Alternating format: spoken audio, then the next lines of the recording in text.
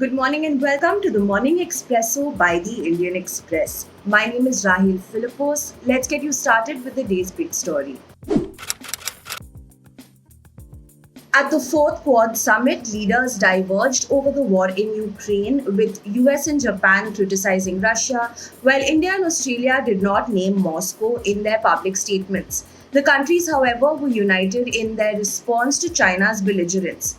They launched the Indo-Pacific Maritime Domain Awareness Initiative, allowing partner countries to monitor the waters on their shores and help ensure peace and stability in the region. Meanwhile, Prime Minister Narendra Modi told US President Joe Biden that the India US strategic partnership is truly a partnership of trust, as the two sides launched a slew of initiatives in a range of areas, from critical and emerging technologies to vaccine and defense, from artificial intelligence to data science. Next up are our stories exclusive to the Indian Express. In his first interview after quitting the Congress, Hardik Patel talks to the Indian Express about problems with the Congress and what the AAP is doing right, why his opinions regarding the BJP have changed, how the Congress let him down compared to Jignesh Mewani, and his plans for the future. Next up are our stories from the front page. Punjab Chief Minister Bhagwant Mann sacked the state's Health Minister Dr. Vijay Singla on charges of alleged corruption. Singla was later arrested by the Punjab police under the Prevention of Corruption Act and remanded in judicial custody for 3 days.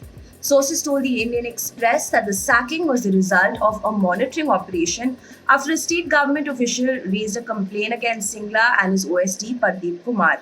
The inclusion of G23 leaders Ghulam Nabi Azad and Anand Sharma in a political affairs group and not in a task force for the 2024 Lok Sabha elections sends a signal that may have little role in the Congress's election management.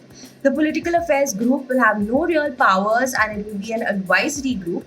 The task force, however, is packed with establishment favorites, including election strategist Sunil Kanabgolo. Meanwhile, a Delhi court reserved till June 9th its order on a plea seeking restoration of Hindu and Jain deities inside the Qutub Minar complex.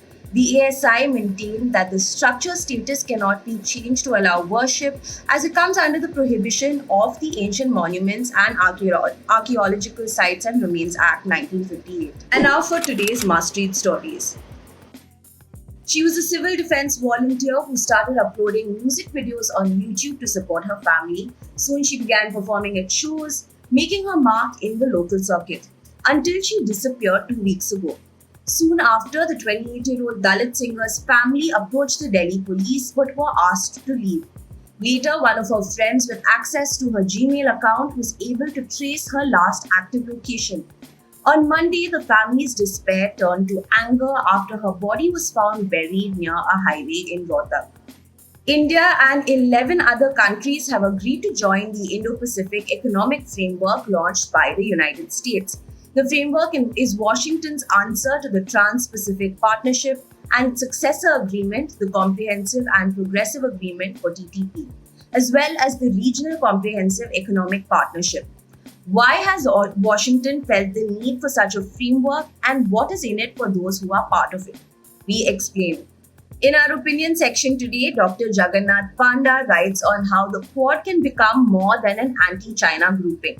You can read his article in the indianexpress.com website. And finally, 9 years after taking the BCCI to court, a move that resulted in large-scale constitutional changes in Indian cricket, the petitioner Aditya Verma now speaks in favor of those he had once opposed.